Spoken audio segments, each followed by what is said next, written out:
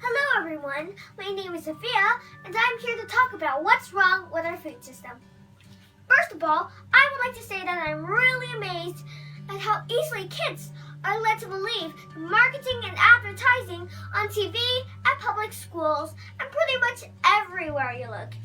It seems to me like corporations are always trying to get kids to get their parents to buy stuff that really isn't good for us or the planet. Little kids are especially attracted by the colorful packaging and plastic toys. I have to admit, I used to be one of them too. I also used to think that all our foods came from these happy little farms where pigs roll in mud and cows graze in grass all day.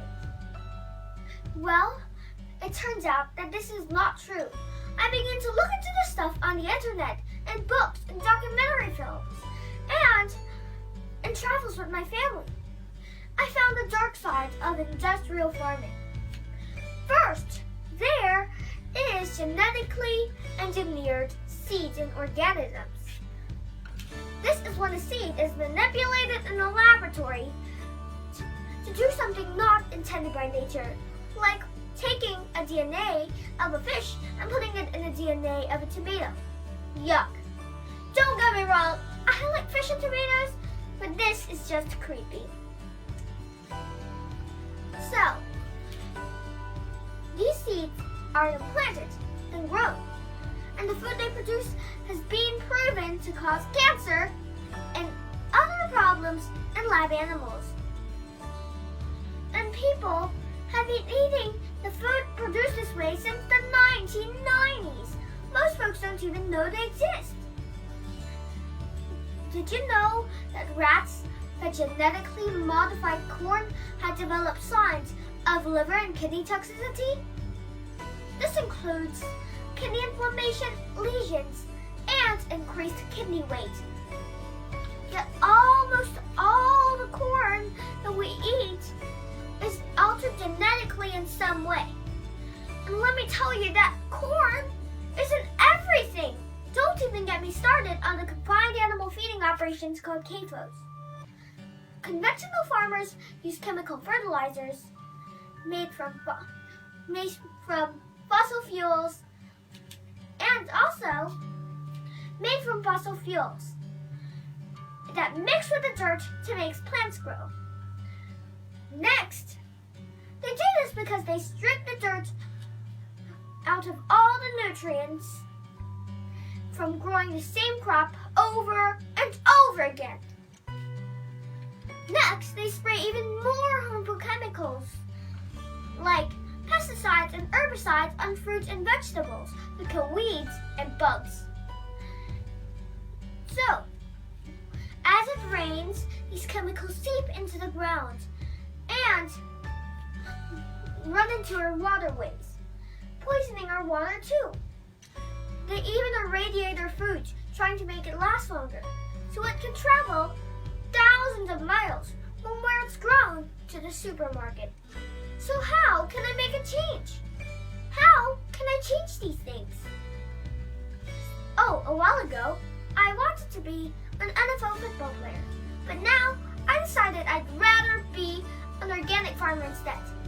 That way, I could have a greater impact on the world. I learned from this guy named Joel Salatin. People call him a lunatic farmer because he rose against the system. Since I was homeschooled, I wanted to speak here one day. So, this lunatic farmer doesn't use any pesticides, herbicides, or genetically modified seeds. And for that, he's called crazy by the system.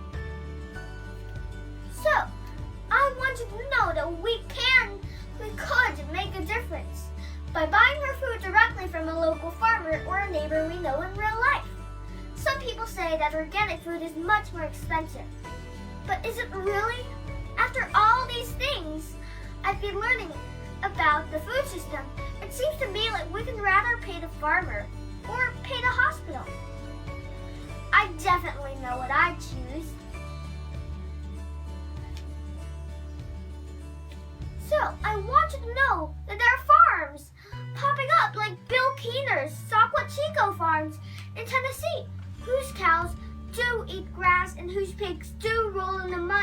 like I thought.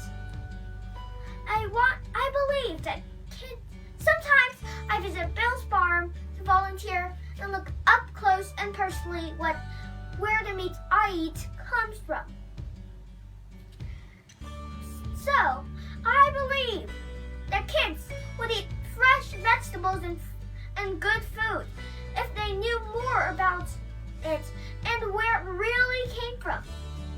I want you to know that there are farms in every community popping up.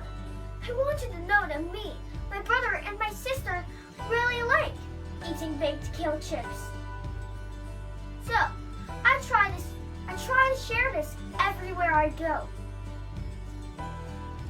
So, not too long ago, my uncle told my 6-year-old cousin that he offered him cereal.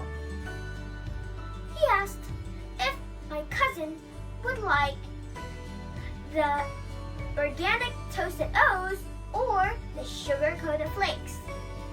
My cousin told his dad that he would rather eat the organic toasted O's because Burke said he shouldn't eat sparkly cereal. And that, my friends, is how we can make a difference, one kid at a time. So the next time you're at the grocery store, think local, choose organic, know your farmer, and know your food. Thank you.